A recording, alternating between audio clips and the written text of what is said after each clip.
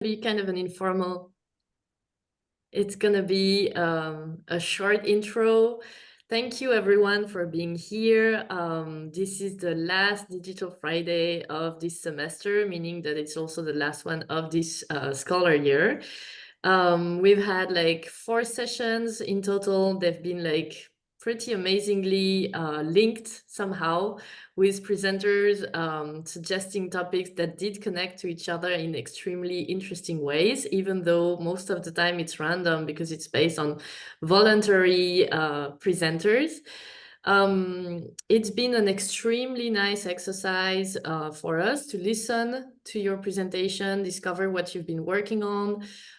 We've also seen some really nice dynamics because some of the scholars have then been in touch to exchange about their presentation, their topics. We have like a few activities that came out of these Digital Friday encounters, such as, for instance, the dialogue exercise that we, by the way, really invite you to read. The last one is a wonderful, wonderful conversation. It's on the HASTAC Commons website. And today we'll have 3 presenters. First, we'll have Rimi, who is going to talk about, and I'm going to name the title correctly, Facebook as Art of Fiction, Navigating Digital Narratives and Self-Construction in the Social Media Sphere. Then we'll have Jyothi, Justin, Digital Cartography and Feminism, Feminist Geocriticism, a case study of the Marichapi massacre. And I'm, again, very sorry if I'm mispronouncing. And finally, we'll hear Niloufar Esmaeili speaking about empowering voices, the cultural impact of Iranian women's digital activism. So I think once again, we're seeing already imagining some connection between those topics.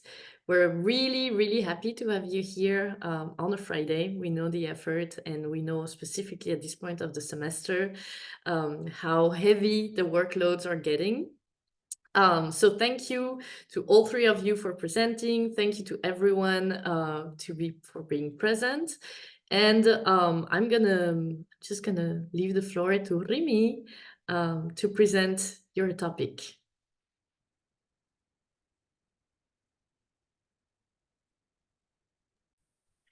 Thank you. I will just share my screen.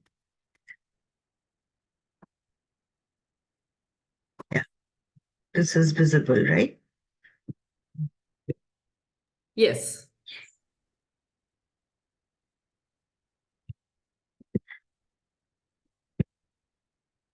The slides are changing. Yes, it's working. Okay. Thank you for introducing me, Colleen. This is entirely based on my PhD research, which I am almost about to submit. So I've titled this as Facebook as Autofiction, Navigating Digital Narratives and Self-Construction in the Social Media Sphere. I will try to be as brief as possible since this includes my thesis entirely, so it's a lot of work, but I'll still try to be as precise as possible. Okay, so I will briefly introduce it. I'll talk about the hypothesis of my research. Then I will briefly talk about the culture of network society, postmodernism, and autobiography. And yeah, please ignore the last one. I forgot to remove it. So I want to give a background as to how I started working on Facebook as an autofiction. So my first project was studying Facebook confession pages, specifically the college confession pages in India. And it was a short project, and the report of the project is available on the website. So in that study, which I conducted in the year 2013, when the confession pages were a rage in India. So I studied how the idea of confession had changed from being a cathartic effect, having a cathartic effect, to becoming something, a platform for boasting and creating an identity of oneself. That is how I began working with Facebook. And then eventually I started looking at Facebook as a kind of autobiography. And then I connected it to the theoretical background of autofiction and trying to look at the fictional aspects of Facebook as an autobiography. So while studying Facebook as an autobiography, it is not just enough to concentrate on what is being discussed, but like in my thesis, I have concentrated on the form of Facebook, and that is connected to every aspect of society, starting from the manner in which the Web 2.0 has changed narratives, has changed the manner in which we interact with one another, has changed the idea of labor mostly. We come up with the ideas of free labor and immaterial labor, where most of us are unaware that while we are using Facebook, we are actually creating data which is being sold or used for marketing, and that is an economic activity which we are unaware of. And this is what is termed as free labor, since we are not getting paid for it, and immaterial labor because there is nothing to show for it, the amount of labor that we are putting in. And because of the entire digital sphere becoming popular, the very idea of home and home, leisure, and work connected to office, that has also changed. So earlier in the pre social media or pre-network age, there was a clear distinction between office, which was, or rather work, which was restricted to the four walls of the office, and leisure, which was restricted within the walls of a house. But with the network and the internet space developing, work was no longer just restricted to office, it was being taken back home. And it was cutting into our leisure hour. And what we observe as a leisure activity, that is surfing Facebook or any social media platform, which we look at as leisure activity, is actually amount of work that we are putting into. So that has completely changed how the society is structured, how we understand the concepts of privacy, how we understand what public is. We are converting private into a public space, and our private being is based on the public acknowledgement of each and every act that we perform. And connected to the idea of new media and postmodernism, specifically, because postmodernism is talking about multiplicity. There is no single truth, there are multiple truths. So that is akin to the manner in which the self is portrayed on social media, and specifically I'm talking about Facebook in this aspect. So there are different ways of portraying us, beginning with what profile picture we are using, what cover photo we are using, which links we like, which are the kinds of video we consume. Each of this adds on to a layer of the identity that we are constructing using the platform. So, like I said, my hypothesis is based on studying Facebook as an autofiction, and I'm trying to understand what are the similarities. And through my work, I have also come up with the dissimilarities with autofiction. So these were the objectives of my research. I'm not going into the details of it, but mainly I'm concentrating on the idea of self-narrative and how it has been restructured by social media, which we are terming as new media. And also the manner in which Facebook works towards solving various social issues, and especially during COVID, we saw there's a surge in the use of Facebook, because once we are restricted to our homes, we move back to Facebook to stay connected, posting videos, several videos, home videos specifically. And that saw how, in a way, it helped in connecting people with each other. And in India, as well as in other places. So in India, there was specifically one group which was created for helping people who required any kind of assistance because they were suffering from COVID, if they needed hospitals, if they needed oxygen. All of this was available on Facebook, a particular page where these discussions were taking place, and it was a crowdsourcing of different kinds of materials which were required. The methodology that I have used mixed methodology, which has included quantitative as well as qualitative. For the quantitative aspect of my research, I have conducted surveys, a total of 4 different surveys with different questions and a different time period. One was conducted in 2013, another was conducted in 2020, another in 2021, and the final one in 2024. And based on the questionnaires, I have tried to figure out how a percentage of people believe that they're using Facebook in order to create their self-narrative, how they are editing their photographs while uploading them. So these are some of the quantitative aspects that I have looked into. And the qualitative analysis includes the analysis of different posts. And for this, I have used auto-narrative and digital ethnography, or nethnography as you term it.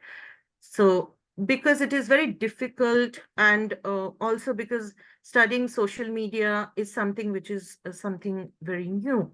So the existing form of methodology cannot be, or rather does not suffice to properly understand the different aspects of social media that we are trying to uh, understand.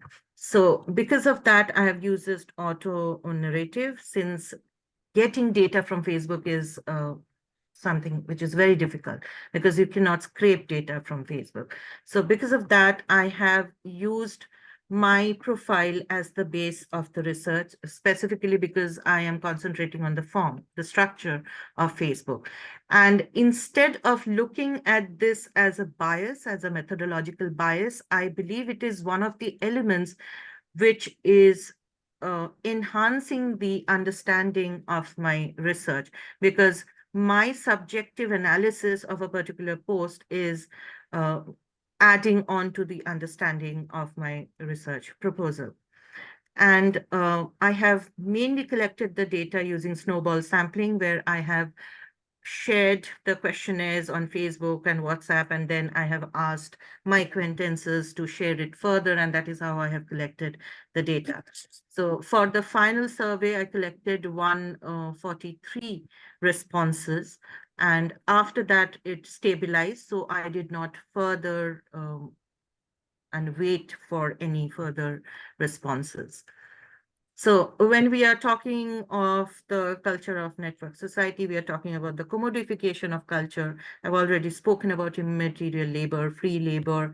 There is liquefaction of the boundaries. That is, there are no longer any boundaries differentiating our private space and public space, like I have already mentioned.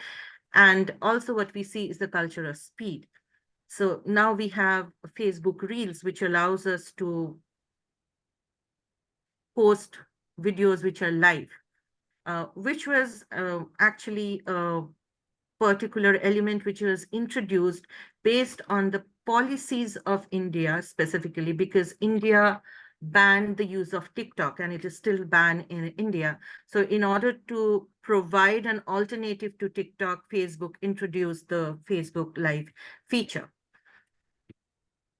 Coming to the idea of autofiction, it belongs to the French literary genre, and it started with Serge Duvosky. And how it is different from autobiography, mainly, as Philippe Lejean mentions, autobiography is based on autobiographical pact, which is based on the idea that whatever is being said is the truth. And autobiography is written about famous people, people who are well known in the society, or they have achieved something in the society. Whereas autofiction does away with the autobiographical pact, and what we have in its stead is the autofictional pact, which does not consider the element of truth as important. It is the narrative which is more important, and autofiction is more democratic in that sense, because autofiction can be written by anyone, even a nobody per se. And autofiction, one of the important characteristic of autofiction is the autofiction always comes with the subtitle novel. So which specifies that it has fictional aspects, but it is also connected to the author's autobiographical self. The character name has to be similar to the name of the author, which we can see in most of the autofiction, and which is the same we see in Facebook. I'm trying to sum it up. How much time do I have? Maybe 3 more minutes. Okay, I'll try to sum it up. So I looked at the architecture of Facebook, that is the architecture, the paratextual elements specifically, which are visible on Facebook. So when we look at the profile picture can become a book cover along with the cover photo. It has the name of the author and the character.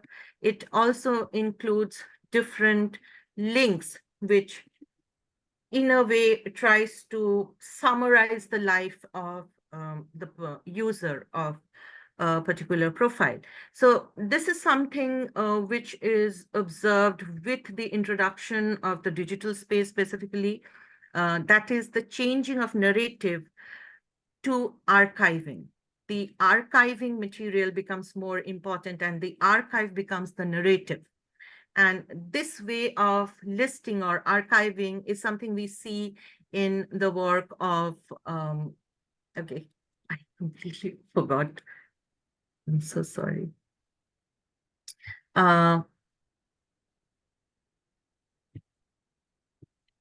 It's fine, So Rimi, you can write the reference later on the chat. Yeah, I will write it down. It's based on the autofiction series called My Struggle.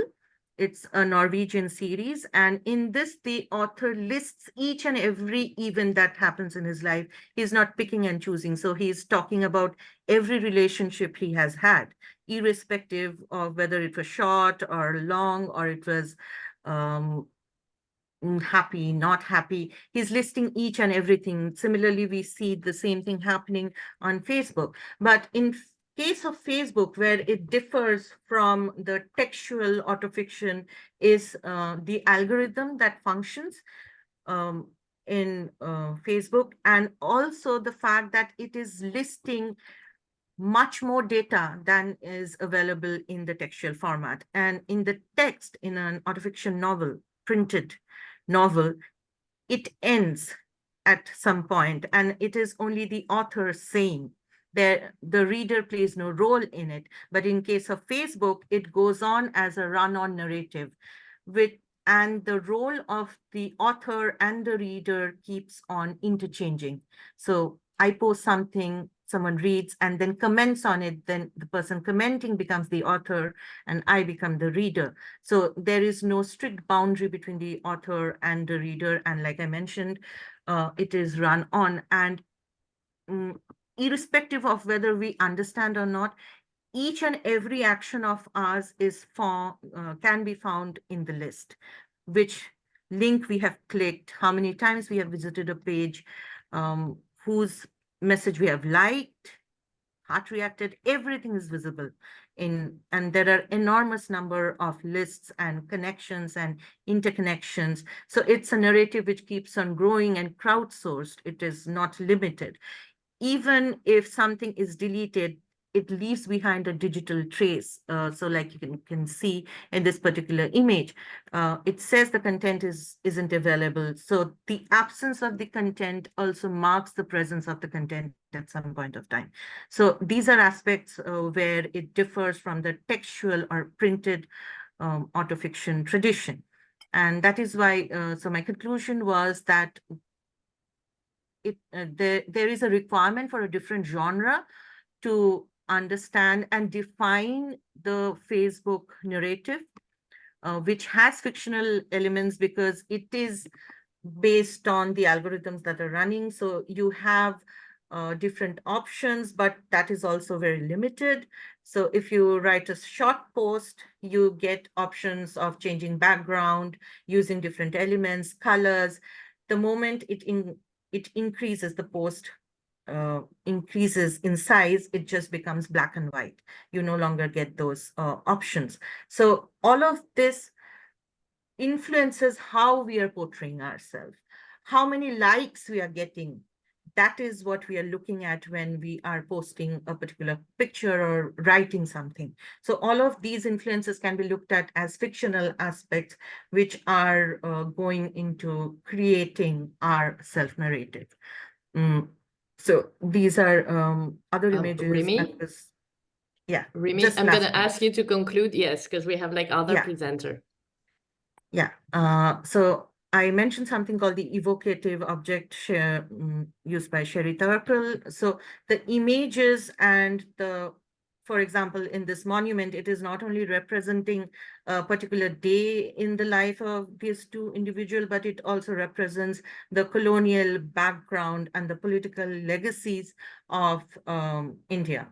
And so it is not just one particular day, it is the emotion that is being evoked. Each and every element that is used in the post is evoking a kind of memory and emotion, which goes on to creating the narrative self.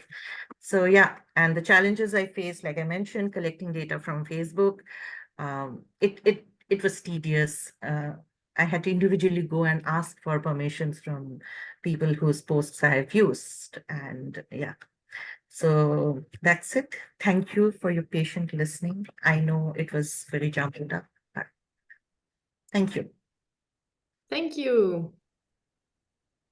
All right, so thank you for this presentation. Our next presenter is Jyothi Justin, and the title of the presentation is going to be Digital Cartography and Feminist Geocriticism, a case study of the Marij massacre. And please, Jyothi, correct my pronunciation because I'm pretty sure there's a better way to say it. So here's the floor for you. Thank you. Yeah, it's pronounced Marij. Yeah, and are my slides visible? We can see and we can hear you, so you're all set up. Could you try to talk a little bit louder because your volume is kind of low? Okay. So thank you for the introduction. My name is Jyothi Justin. I am a doctoral scholar at the Department of English at IIT Indore, India. And what I'm presenting today is actually a part of my thesis work. And in this, I'm focusing on using digital cartography and feminist geocriticism to understand the Marijapi massacre. So what I'm particularly doing in my thesis is I'm looking at the intersection of space, caste, and gender in selected Dalit massacres in India post-independence. So my study is particularly at the intersection of Dalit studies, massacre studies, feminism, and geocriticism. I'm particularly using geocriticism as a theory to understand the relations that I am looking at. So geocriticism is a theory that that gives importance to the location or the setting of a particular narrative, and bringing in feminism to geocriticism actually increases or shifts the focus of the analysis from the place to the females or the experiences of females in a particular place. So to look at the actual scenario of Dalit massacres, or the location of Dalit massacres in India, I did a mapping of it using QGIS, and this is a map of the location of prominent Dalit massacres in India from 1965 to 2018. And from this visualization, we can ask questions like the relationship between spatial location of Dalits and the frequency of massacres, or the primary question that I am trying to explore in my study, that is, where are the women of independent Indias and her Dalit massacres? So my research objectives and my larger part of my thesis is to make use of feminist geocriticism and digital cartography as a hybrid method, which is a combination of quantitative and qualitative analysis, to understand the location of both real and fictional survivors, female survivors of the selected massacres that I'm looking at, and also to understand how space acts as an intersectional category in this massacre. So for this, I created a database of the real and fictional survivors. And by this, I mean that I'm not just looking at the historical representations of the survivors, but also fictional survivors. So I created a database of this, and now I'm trying to create an interactive mapping into a sort of a spatial archive. And this is in its early stages of development.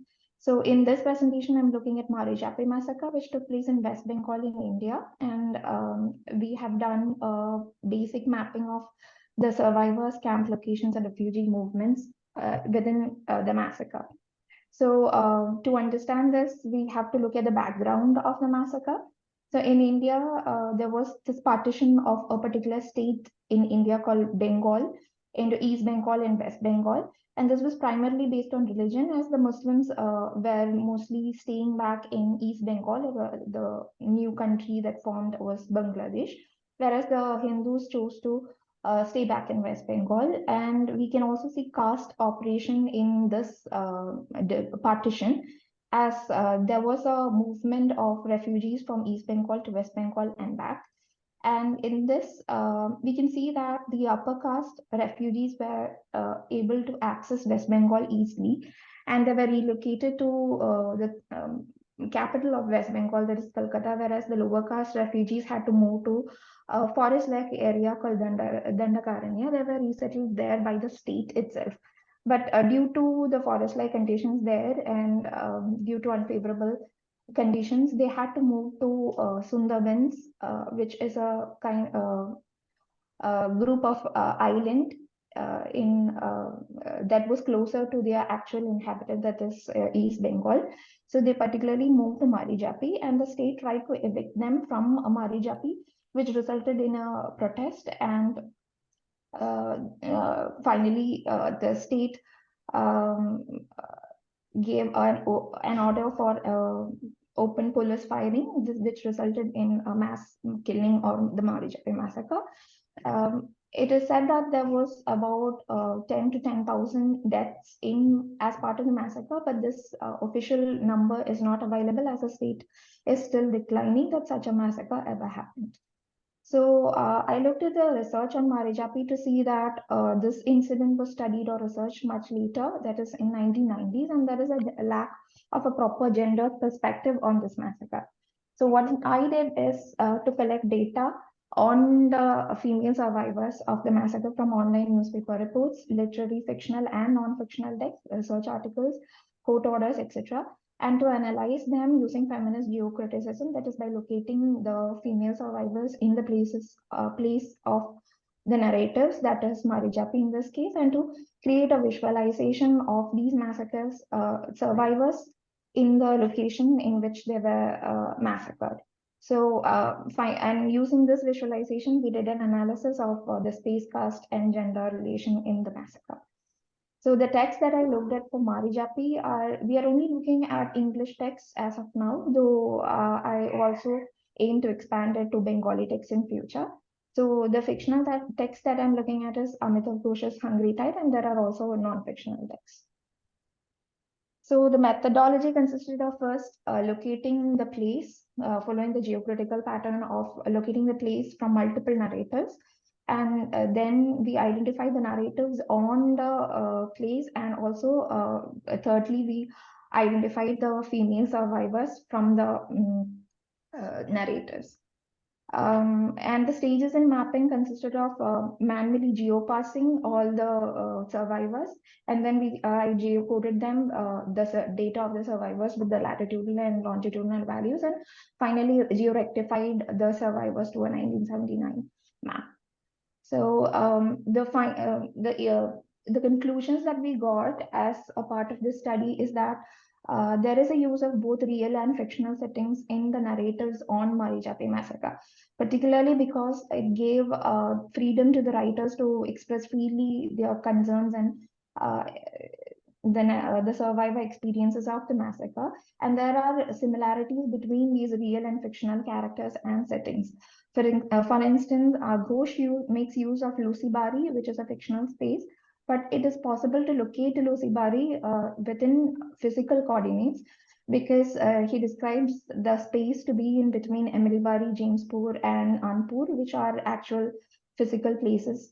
And hence it's easier to locate Lucy Bari, and Lucy Bari becomes a fictional setting in which Ghosh actually narrates the survivor experiences.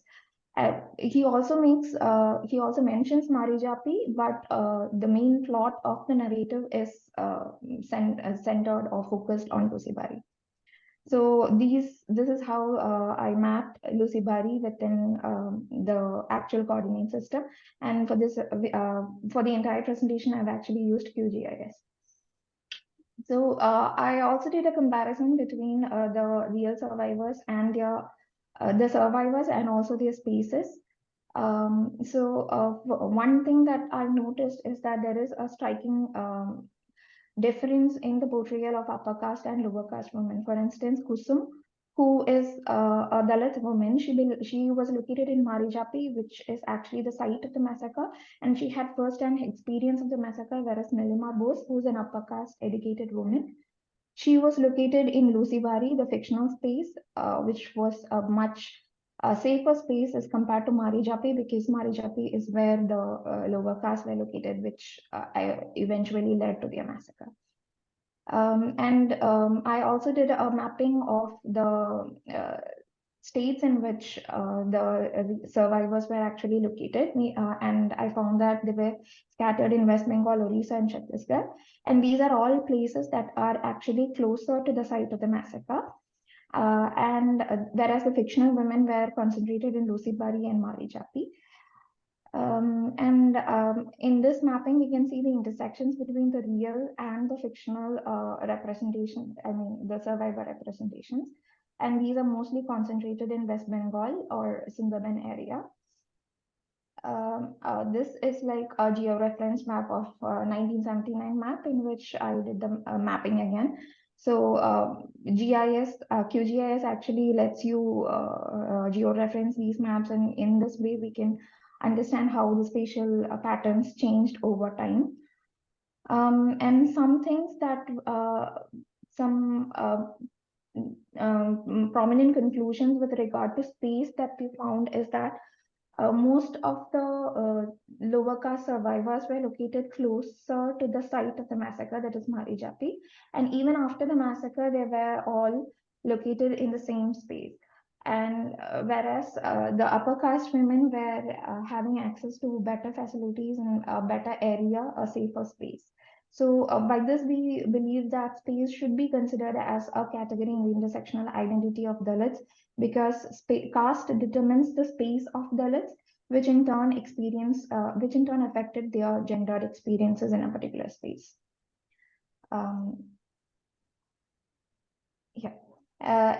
This is like a primary mapping of the states that were chosen as refugee camps during the migration of the refugees, and these are all places that are closer to the actual home place of the Dalits. who migrated to India. And we can also see that Kolkata is the place where all the upper caste refugees were able to move, whereas Marijapi becomes the place where the lower caste resettled. So this caste-based location and resettlement of the refugees in East Bengal is also visible in this mapping. So this is again a mapping of how the refugee camps are located, and we can also see that these camps are directly related to the origin states of the Dalit refugees who were moving, that is the Namasudra caste. Yeah, and this is actually a flow map of the refugees, how they move from East Bengal to Dandagaranya and back to the same Marijapi. And the figure 11A, it shows the source space mapping of the survivors. And we aim to obtain the female experiences in these spaces in future through interviews. We can also see that the fictional representation of women is much lesser than the real women. We also did a mapping of the authors of the narratives of the massacre, and we found that of 13 authors, 5 of them were women, and there is a lack of Dalit female writers also. So there is a need for more Dalit female writers so that there are more gendered narratives and experiences coming up on the massacre, Marijapi. We also did an analysis of the newspaper reports, and we found that the mainstream newspapers were mostly reluctant to report the massacre, whereas newer free independent press was more enthusiastic in reporting the same. And there are very little to no information on the female survivors of the massacre in the newspaper reports. Also in the court orders, petitions, and letters that we looked at, there is no mention of gendered violence as rape or physical assault, because this is actually mentioned in the oral history on Marijapi, that is Deep Haldar's Blood Island, but such incidents are not reported in non-fictional narratives. So some of the conclusions that we can draw is that space, caste, and gender are directly related to a massacre in especially the Dalit massacre, because caste determines the spatial location of Dalits, and caste and space together determines the gendered experience of Dalits. And another conclusion that we can see is that there is very less to no fictional narratives on Dalit massacres, particularly in English, and therefore there is a need for such narratives, and there are lack of legal responses or punishment in the especially for gendered violences. So in future, what we're trying to do is that currently I'm trying to develop a project, a spatial archive of the sort in the form of a website in which we can embed information of the survivors that we are collecting. But the survivors will be anonymized and presented.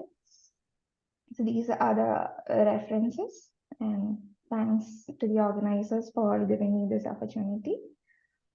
Thank you for listening. Thank you, Jyothi. That was fascinating. Yes, I agree with Rimi. Amazing work. All right. So we're now going to conclude the presentations, and then we'll have a short time for Q&A. So our last presenter is Niloufar Esmaeili with a presentation on Empowering Voices, the Cultural Impact of Iranian Women's Digital Activism. Niloufar, I'm sorry again, like for pronunciation, don't hesitate to correct me.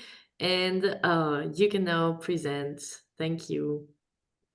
Hi everyone, I'm Niloufar Esmaeili, and I'm a doctoral student at the University of Texas at San Antonio, and I'm going to talk about the cultural impact of Iranian women's digital activism.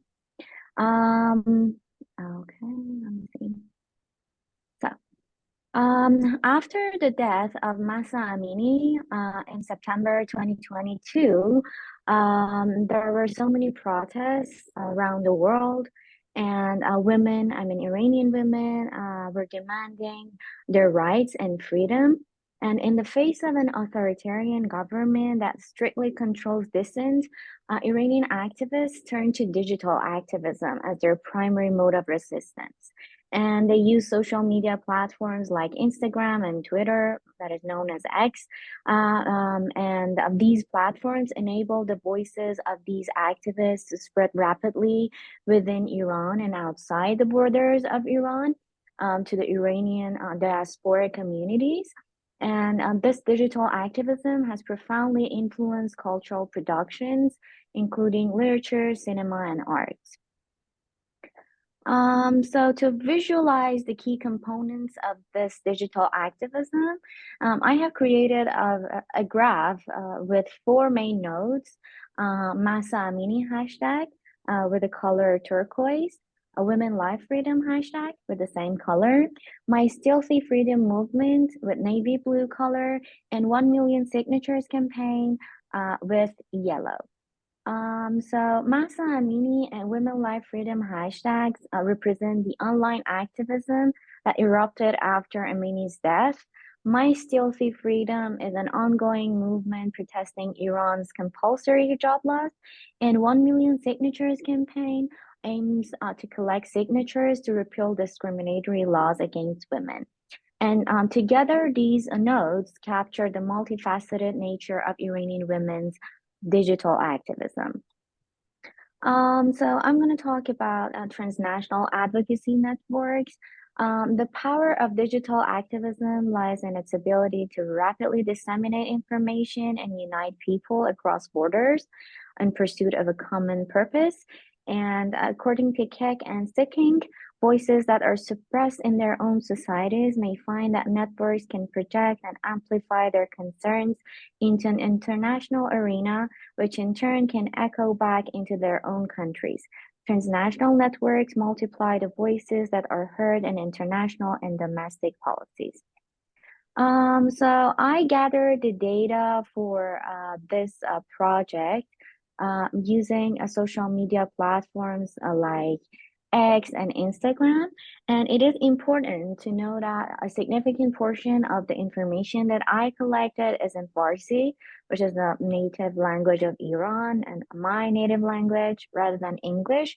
So this presents the unique challenges for data analysis and highlights the need for language diversity in digital activism research.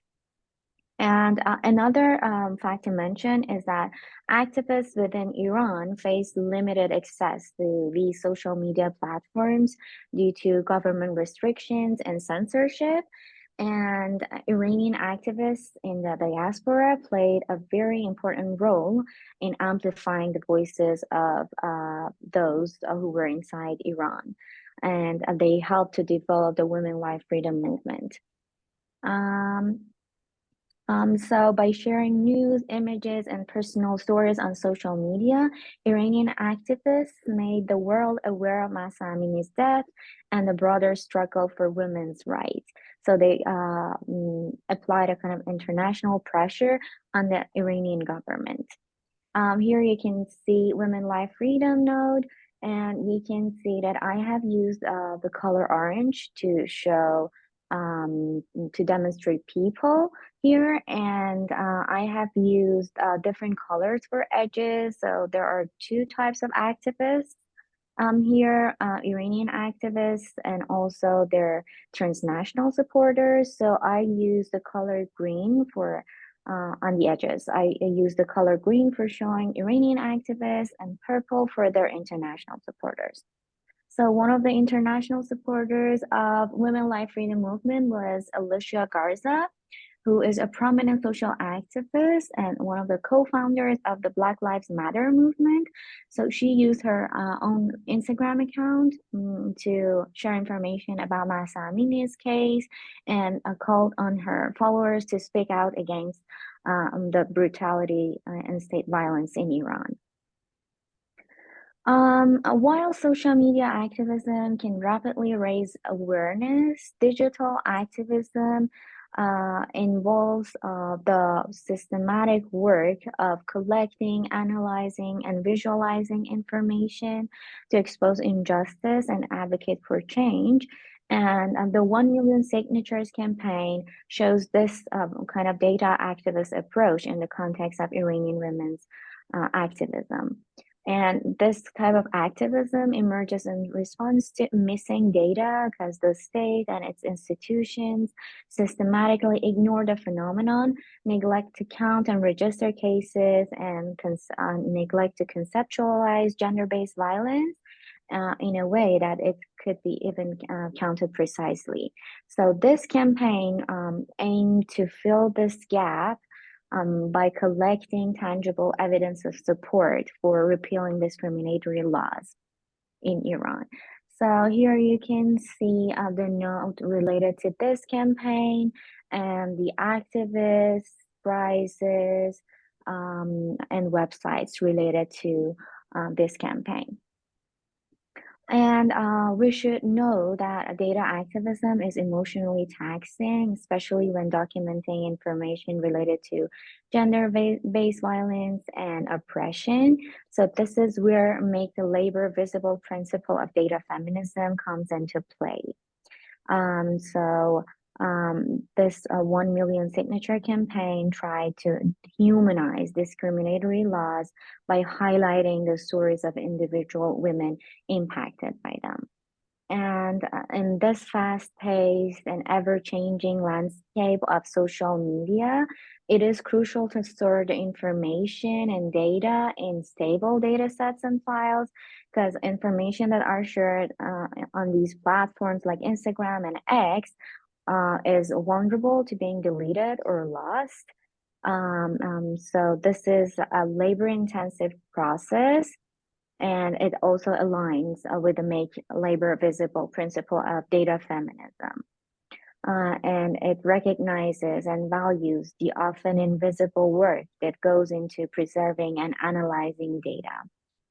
So we have to acknowledge the time, effort, and emotional toll involved in documenting and safeguarding this information. Here you can see one of the activists related to 1 million signatures campaign, Ronak Safarzadeh, who was arrested the day after she participated in a Children's Day celebration where she was collecting signatures for the campaign. And the impact of Iranian women's digital activism extends beyond online spheres into cultural productions like literature, cinema, and art. And these works can explore the subaltern counterpublics that emerge from experiences of marginalization. And Nancy Fraser defines subaltern counterpublics as parallel discursive arenas where members of subordinated social groups invent and circulate counter discourses, which in turn permit them to formulate oppositional interpretations of their identities, interests, and needs. Similarly, Iranian activists used My Stealthy Movement Freedom to share photos of themselves without hijab. It is a simple but powerful act of defiance against compulsory hijab laws and dress codes in Iran. And the movement's founder, Masih Ali-Nejad, explains that these images serve to challenge the Iranian government's narrative that women are happy to wear mandatory head covering, and reveal the real stories of Iranian women and their desires. And one of the literary and artistic representations of this movement was the song Baraye by Shervin Hajipour, which earned him the prestigious Grammy Award for Best Song for Social Change. So this movement, Women, Life, Freedom, shed light on various forms of violence that is faced by Iranian women in the borders of Iran, like physical, psychological, and cultural violence. And in documenting and analyzing this multiple forms of violence, I drew inspiration from the model of coding feminicide data developed in the context of the US-Mexico borderlands. because it emphasizes the importance of capturing the nuances and complexities of gender-based violence, and recognizing that this type of violence intersects with other systems of oppression like racism, classism, and xenophobia. So the compulsory hijab laws in Iran is not a violation of women's bodily autonomy, but it is a symbolic tool of subjugation that perpetuates harmful gender stereotypes. And there are some challenges in data feminism. For example, there is this ever-present risk of government retaliation against activists. Another challenge is that activists must try to balance their own well-being with the emotional toll of the work. And there are also technical challenges because there are data gaps, and they can limit the ability to apply intersectional lens. And this digital activism is shaped by the design and policies of tech platforms. For example, my research is dependent on Graph Commons, a tool that I use for creating these visualizations. And I have to make sure to back up my data on a stable data set to keep them. And we should also be mindful of the dual potential of data, because data is a powerful tool for understanding and exposing the realities of gender-based violence, but it can also be manipulated to reinforce harmful narratives. So as researchers, we have this ethical responsibility to document and present data in a way that it captures the experiences of those who have been affected by violence and put them in the center. And to conclude, I have to say that the resistance of Iranian women reminds us that even when public space is constricted, there is always subversive power in claiming cyberspace, physical space, and cultural space.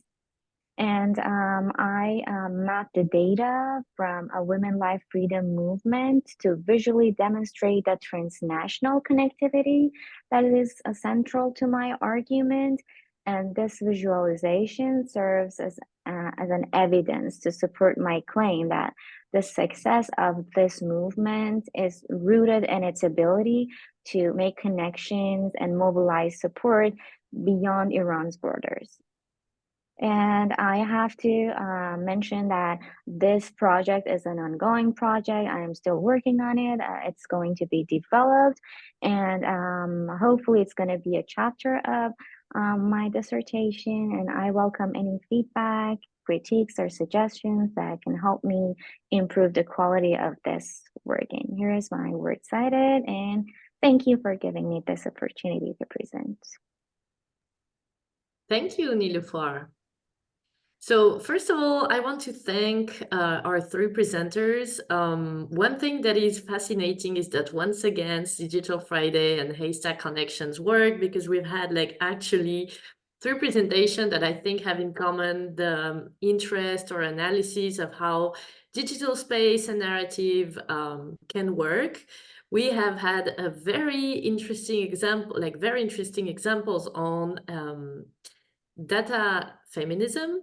And by the way, Niloufar, I don't know if you know about that, but Catherine D'Ignacio and Lauren Klein's book has been the one of the two books that we've collectively been reviewing with HASTAC scholars, and we'll be interviewing the authors very soon. So that's something I think you should be in touch with Parisa to check on. And the last thing that I think has been interesting, even though more clearly for Jyothi and Niloufar, but I think there's also some kind of mapping in Rimi's work, is that you've all been engaged not only with data feminism or feminist data, but also with counter mapping. And in that case, I think Niloufar and Jyothi, like feminist mapping, which is also like a really important exercise, right, in visibilizing certain phenomena. So I want to thank all three of you for your presentation and all your great work, which is like more than ever important, relevant, meaningful in visibilizing those narratives. and not only narratives actually, those events and their impacts. We're going to open the floor for questions. If we have questions, we want to be mindful of time, so it's not going to be too long, but we do want you to be able to interact if you would like to. Do we have questions? Yes. I have one question for Niloufar. It's an amazing work, Niloufar. I just wanted to know, are you using sentiment analysis tools to analyze the data that you are collecting? No, I'm actually doing thematic analysis. Okay. So I'm not doing Because, any specific tools.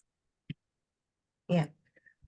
I just wanted to know because even in the theme, if you look into the sentiment of the people, like the posts that they're sharing, how they're writing, if you can understand what emotion or sentiments are reflected in that, that can also, you know, add an extra layer to your research. But the only problem will be because I think sentiment analysis only works for English, if I'm not mistaken. So you have to create your own corpus and train to, create a sentiment analysis tool for yourself. But then if you could do that, I think that would also further the gravity of your research, probably. But I really liked the way you have presented it. Thank you. Thank you so much. I will definitely look into it. Thank you so much. And if I just wanted to, first of all, 3 great presentations. I really enjoyed listening to all of your presentations. And I wanted to kind of bring up a point for which I don't know how much relevance it will have for Jyothi, for your presentation, but I think more definitely will have relevance for Niloufar's presentation. Have you thought of maybe supplementing the methodology by integrating more qualitative approaches, like perhaps in the case of your narratives analysis, an interview with one of the authors of the text that you were looking at could really like shine a light. That would be interesting. Or I actually have another question from Niloufar too, but also Niloufar, have you thought of maybe diversifying your methods to have like more qualitative data to supplement the Twitter analysis, or like at least like situate the discourses within the larger context? Yes, I've been recently working on a project in which I'm trying to reach out to some of these social media activists and influencers, and I'm aiming to conduct interviews with them. I'm still in the process of getting IRB approval and stuff like that, but I'm aiming to do that. Great. Okay.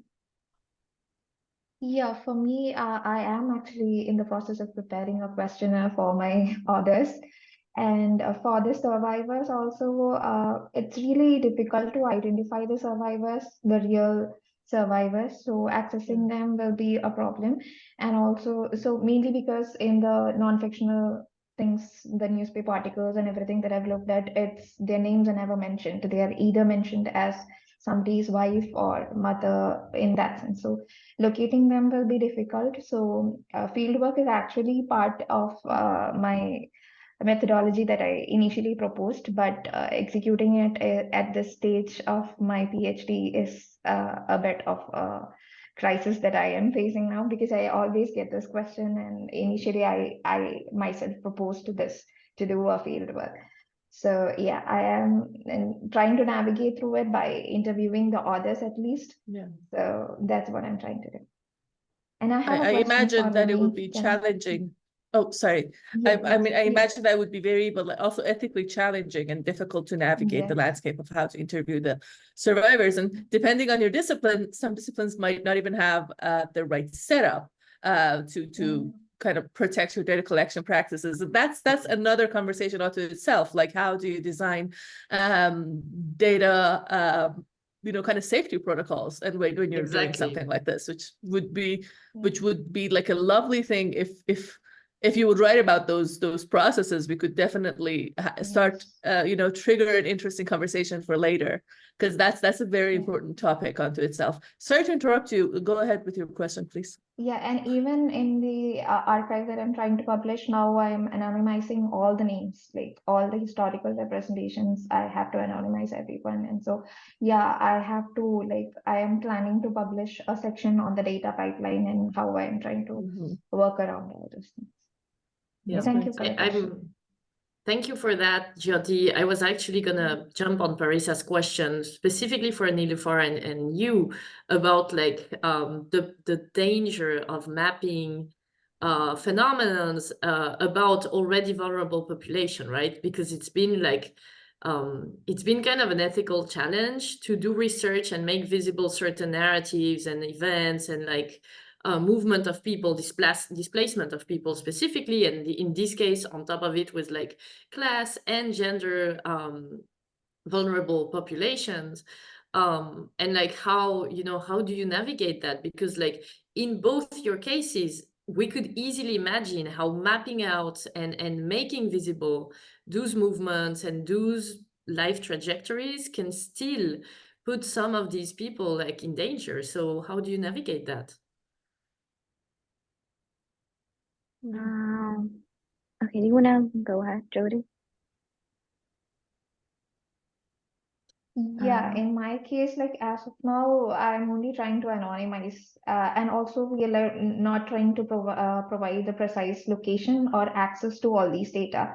So even in the archive, we are trying to make it open access, but also to monitor how we will be giving out these information. Like if somebody wants to reproduce the same methodology, and if they are asking for the data, then we'll have to do a background check and like do a monitored way of providing the data rather than letting anybody download the data completely. So I have put a lot of work in to gather all these data, and I really want to put it out for further researchers to access it and use it for their own research, but also in a way that it doesn't affect the population that I am trying to do a research on. And it's also because I am not a Dalit, I am not part of that community also. So I don't want to be an outsider who puts them in danger. So those are kind of the ways that we are trying to like somehow navigate this question. As of now, these are the things that I've thought about, and yeah, I will have to think more about how to put out the data. Okay, regarding my project, I have gathered data that have been present on social media platforms like Instagram and X. Some of the information has been shared with fake profiles. I mean, by people who have been trying to hide their real identity, and I haven't tried to share anything about their real identities. However, regarding the interviews that I am conducting, I am going to do coding and methods and using pseudonyms for the interviewers, and they're going to sign some consent forms. So I'm going to make sure that their identity is safe. Thank you. If I can ask, I know that we're kind of over time and we want to end soon, but just a tiny other question from Niloufar. Niloufar, what is your like timeline for the data that you've scraped from Twitter? When did you start the process? Is it a live database? Are you still gathering, or like was it capped? I'm interested to know like what is your time frame? I started collecting the data from the very first days of the movement, like back in 2022. And then I'm still working on these social media platforms and collecting data, for my data set. So it's an ongoing project. It is intriguing for me to see that even during Mahsa Amini, you found that My Stealthy Freedom was alive and was alive and kicking, because it's really intriguing. Yeah, but I actually used those two movements, like my Still Fee Freedom and 1 million signature campaign, to show the multifaceted nature of Iranian women's digital activism, to show that Okay. this activism didn't start in 2022. It dates back to 2 decades. In that, if that is the case, I also suggest for further presentations, you kind of elaborate the timeline. Sure. Because Sure. also in my memory, there was this time period thing where it was like a 1 to 3. So, but that's very interesting research, and I'm eager to know Thank more you. and see your work again when it's more developed. Thank you. Thank you so much. I think we want to be a little careful with time here. So Yeah, I just have one small yes, question please. for Last Rimi. one. Rimi, you mentioned that you are looking at Facebook narratives as it should be considered as a separate genre in itself. So there is this whole theory on electronic literature and the genres of electronic literature. So do you think that it will fit into that, or that like there is hypertext fiction and I thought about it, but even to categorize it under electronic literature becomes difficult, because even electronic literature or hypertext literature has, like, you don't have the shifting of the role of the author and the reader, and it's not like forever ongoing.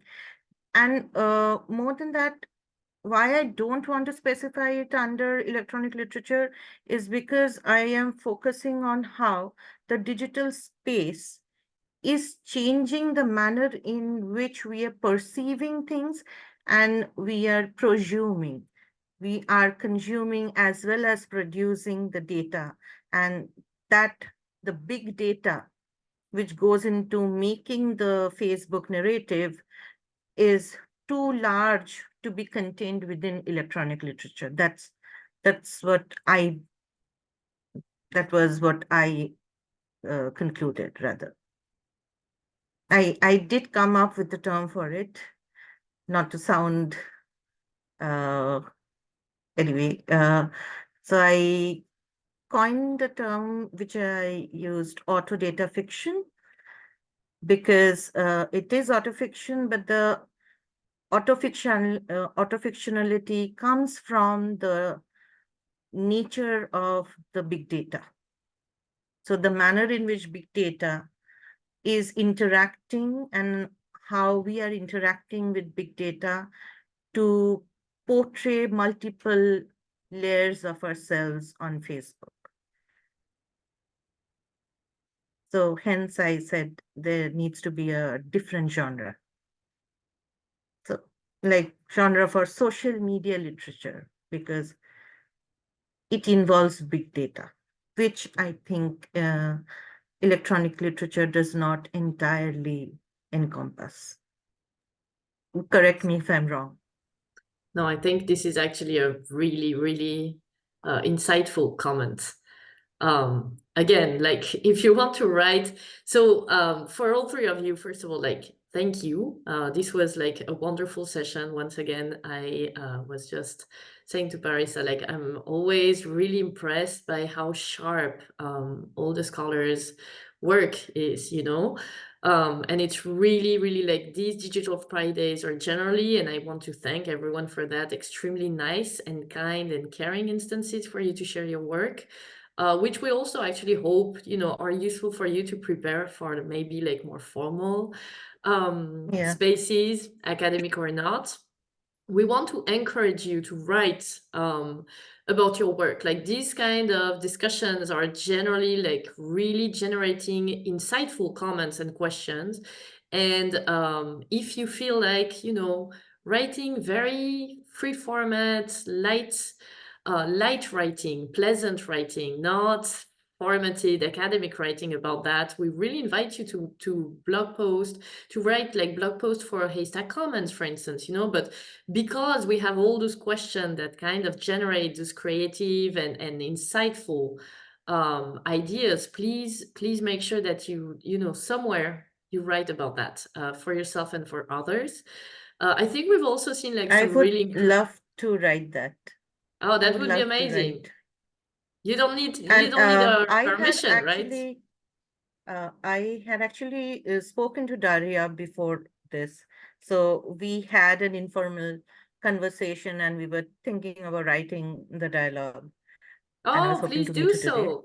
Yes. So maybe if everyone is okay with it, I can write and share a draft, and the others can also look at it and fill in whatever. So I will write Yes. from my perspective of how I have understood your work.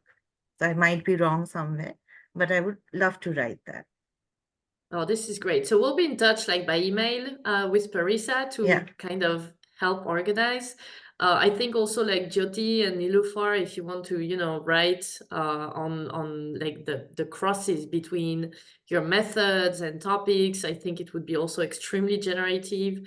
And we know, you know, how busy everyone is, so it's always about like how you feel. Like participating and engaging with each other. But once again, like Digital Fridays have proven to be really great instances of like Yes. cross-thinking and showcasing your work and exchanging thoughts. And so this has been really wonderful. Thank you to all three presenters.